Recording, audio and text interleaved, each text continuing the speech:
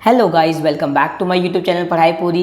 आज हम लेके आए pair of linear equation in two variable का part 3 so let's start with today's topic. आज हम लेके आए all the MCQs from this chapter, जो पेपर पॉइंट ऑफ व्यू से बहुत इंपॉर्टेंट। एज यू सीबीएसई ने न्यू चीज निकाली हमारे पास, जो 10th का रिजल्ट होगा अब वो दो पार्ट में डिवाइड होगा, मींस टर्म 1 एंड टर्म 2। जो टर्म 1 होगा हमारे पास वो नवंबर दिसंबर में हो गया, और जो पूरा पेपर होगा वो एमसीक्यू बेस्ड होगा, मींस एज रीजनिंग होगा, उसके अंदर केस स्टडी होंगे, बट वो सारे एमसीक्यूज होंगे एंड तुम्हें वो ओएमआर शीट पे फिल करने होंगे। ओएमआर शीट मतलब मैं आइडिया दूं तुम्हें, फॉर एग्जांपल जैसे क्वेश्चन 1 है तो उसके तुम्हारे ऑप्शन ऐसे होंगे ए बी सी डी से करके, तुम्हें इसको डार्क करना होगा, ठीक है। तो इसको बोलते हैं ओएमआर शीट। तुम्हें ऐसे मार्क करने पड़ेंगे। तो तुम्हारा टर्म 1 होगा वो पूरा एमसीक्यू होगा एंड उसमें 50% सिलेबस आएगा हमारा, और वो 50% सिलेबस टर्म 2 में नहीं आएगा।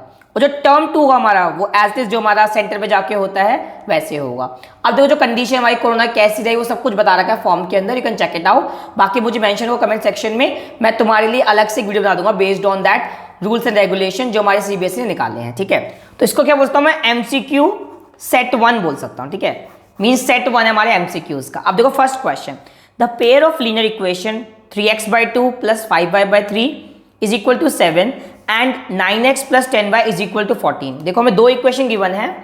एक तो हमारे पास ये इक्वेशन है, let me write it here, 3x/2 + 5y/3 is equal to 7।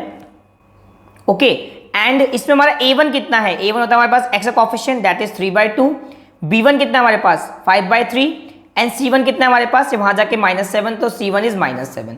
देखो एमसीक्यू है तो मैं इजीली सॉल्व कर रहा हूं, फिर तुम अपनी तरह प्रॉपर लिखना। तुम्हारा ये थियोरेटिकल पेपर हुआ स्कूल में फॉर एग्जांपल, है ना। बाकी तुम्हारा सीबीएसई पेपर तो पूरा एमसीक्यू होगा। Next again we have this 9x + 10y is equal to 40। देखो अब ये हमारी सेकंड इक्वेशन है तो a2 बोलेंगे यहाँ पे हम।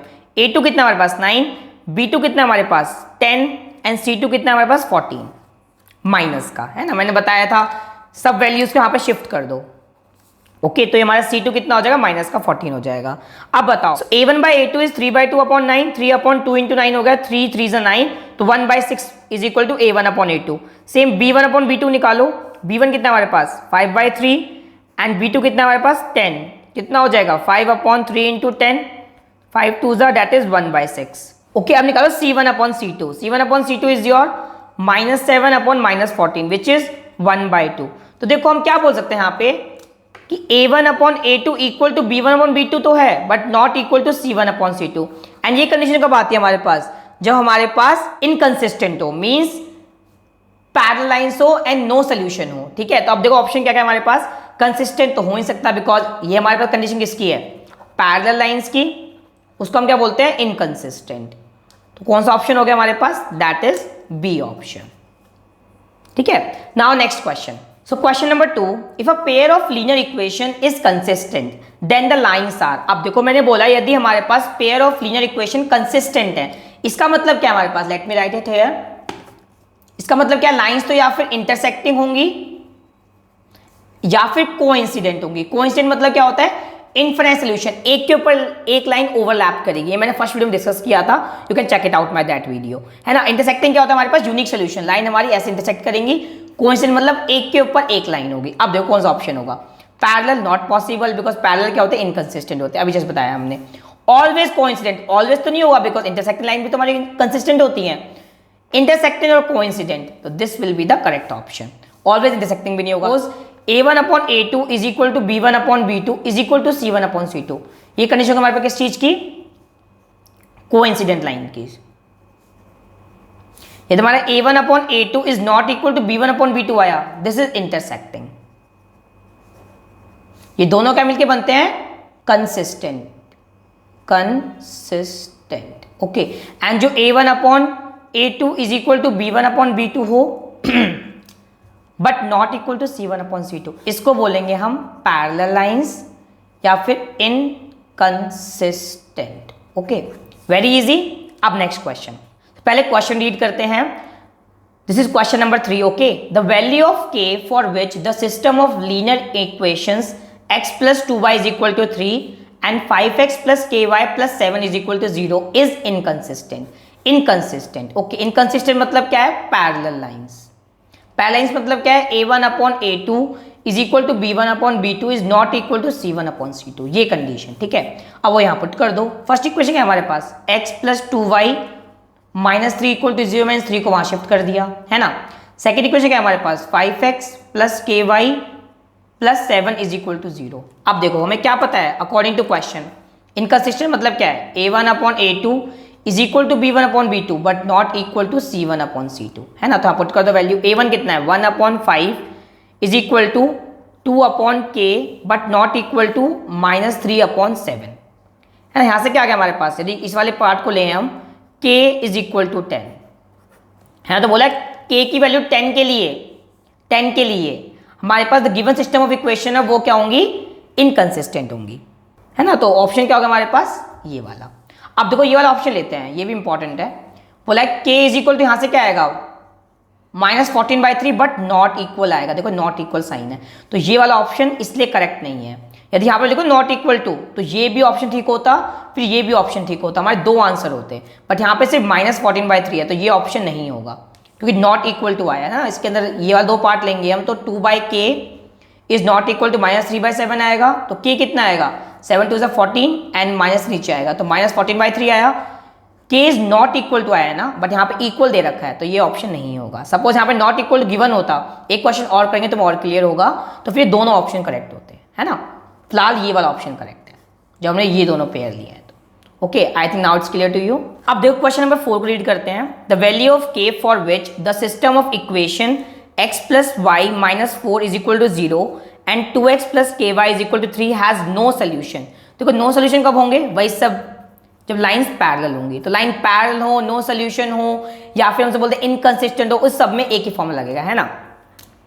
तो क्या किस को हमारे पास a1 upon a2 is equal to b1 upon b2 but not equal to c1 upon c2, है ना। तो a1 कितना है हमारे पास 1 अपॉन a2 कितना है 2 इज इक्वल टू b1 कितना है 1 एंड b2 कितना है k not equal to c1 is -4 and c2 is -3। Shift किया है, ठीक है, याद रखना शिफ्टिंग करेगा, बिकॉज ये यहाँ पे है तो ये यहाँ पे नहीं हो सकता, इसको भी यहाँ पे शिफ्ट करना पड़ेगा, है ना। अब देखो ध्यान से, इस इक्वेशन से k इज इक्वल टू 2 आया हमारे पास, है ना, एंड इस इक्वेशन से 1 upon k is not equal to 4/3 आ गया, ठीक है। तो k इक्वल टू, यदि मैं बोलूँ तो 3/4, k is not equal to 3/4, है ना। अब देखो कंफ्यूज करने के लिए हमने क्या दे दिया यहाँ पे, नॉट इक्वल टू 2, बट यहाँ पे k इक्वल टू 2 आएगा जब इन दोनों को लेंगे हम, तो ऑप्शन कौन सा करेक्ट होगा हमारे पास, डी ऑप्शन, है ना। काफी बंदे भाग के इसको b को मार्क कर देंगे, भाई नॉट इक्वल टू, बट ये नॉट इक्वल टू 3/4 है ना। तो ये ऑप्शन होगा, यदि गिवन होता है ये भी आंसर होता है फिर उसके अंदर, तो हमारा ऑप्शन क्या होगा, डी वाला, this is correct, D option, okay. So अब क्वेश्चन नंबर 5 डिस्कस करते हैं। The pair of equation x equal to 0 and x equal to -4 has. अब देखो x इक्वल टू 0 कौन सा लाइन होगा हमारे पास, ये वाला लाइन होगा x इक्वल टू 0, यहाँ पे देखो सारी वैल्यूज x की 0 है y एक्सिस पे, एंड x इक्वल टू -4 हमारी कौन सी लाइन होगी, ये वाली, ये -4, तो ये वाली लाइन हमारी कौन सी होगी, x इक्वल टू -4, देखो इस वाली पूरी लाइन पे -4 है। अब ये लाइन कभी इंटरसेक्ट करेंगी, नहीं करेंगी, इसका मतलब क्या है, infinitely many solution. This question is very important, काफी बंदे भाग के ना ये वाला मार्क कर देते हैं, ओनली सोल्यूशन। देखो ध्यान से देखो, x इक्वल टू -4 बोला तो वो ये वाली लाइन होगी, देखो इस वाली लाइन पे -4 पे सारे x -4 है, और x इक्वल टू 0 हमारी y एक्सिस हो गई, इनके बीच में डिस्टेंस कांस्टेंट है और लाइन क्या है, आपस में पैरेलल है। तो पैरेलल लाइंस क्या होती है हमारे पास, जिसकी इनफाइनाइट वाले सोल्यूशन होते हैं, तो सी ऑप्शन होगा इसका, है ना। विदाउट सॉल्विंग तुम इसको कर सकते हो, है ना। अब देखो इस एमसीक्यू सेट का लास्ट इंपॉर्टेंट क्वेश्चन, तो आंसर नंबर 6 बोला है, if x equal to a and y equal to b is solution of the equation this and this, then the values of a and b। अब देखो मैंने बोला x equal to a and y equal to b solution है कौन सी equation का, x minus y is equal to 2 इसका भी, and x plus y is equal to 4 इसका भी, तो यहाँ पे पुट कर दो, तो a minus b is equal to 2 आ गया, यहाँ से a plus b is equal to 4 आ गया, है ना। मतलब x a पे और y b पे सॉल्व करेंगे आपस में। अब देखो इनको एक साथ ले लो, ये इक्वेशन 1 है, ये इक्वेशन 2 है, दोनों को ऐड कर सकता हूं, तो a प्लस ए कितना हो जाएगा 2a, ये b से b कटा, दिस इज 6, 2 प्लस 4 6, a कितना आ गया 3 हमारे पास। अब a को 3 यहाँ पुट कर दो, 3 plus b is equal to 4, b कितना आ गया 1 आ गया, तो a3 b1, a3 b1। अब देखो ध्यान से, तुम्हारा इस क्वेश्चन में कंफ्यूज कर सकते हैं, यहाँ मैंने a एंड b रिस्पेक्टिवली बोला है, तो ये वाला ऑप्शन हुआ, ओके। मैं ऑप्शन तो यहाँ पे 1 एंड 3, ध्यान रखना a3 आया हमारे पास, और a कब दे रखा है, पहले दे रखा है बाद में दे रखा है, ये तुम्हें कंफ्यूज कर सकते हैं बोर्ड्स के अंदर, ध्यान रखना। तो ए हमारे पास 3 होगा एंड बी हमारे पास 1 होगा। तो वेरी इंपॉर्टेंट चीज, इस चीज को ध्यान रखना, इसी चौकोस पॉइंट यदि मैं बोलूँ तो, है ना। अब मैं सेम एक ये वाला क्वेश्चन और समझाता हूँ मैं तुम्हें, जस्ट एग्जाम्पल लेके। सपोज मैंने तुम्हें बोला, सेम क्वेश्चन लेता हूँ मैं, यहाँ मैं बोला y is equal to 0, y is equal to 0 हमारी कौन सी लाइन होगी, दिस वाली line, and y is equal to 3, वो कौन सी लाइन होगी हमारे पास, दिस वाली लाइन, यहाँ पे 3 पॉइंट है ना। अब देखो इसमें भी क्या होगा, इनफिनिट सोल्यूशन होगा, याद रखना, ठीक है। ये पूछा हुआ है प्रीवियस ईयर में, इसलिए मैंने डिस्कस किया। अब मैं बोल एग्जांपल एक और क्वेश्चन लेता हूं मैं, x equal to a, suppose मैंने वो लाइन आई हमारे पास, ये a3 मान लेता हूं मैं, and y is equal to b, तो ये वाली लाइन आई है ना, y is equal to b वाली लाइन होगी, सपोज a एंड b हमारे ग्रेटर देन 0 है, तो ये इंटरसेक्टिंग पॉइंट क्या होगा, a, b, है ना, ये वाला पॉइंट याद रखना। तो that's it for this video. So at last hashtag पढ़ाई पूरी,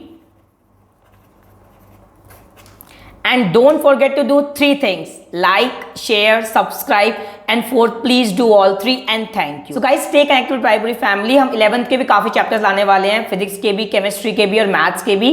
So till then, take care, stay home, stay safe. Thank you.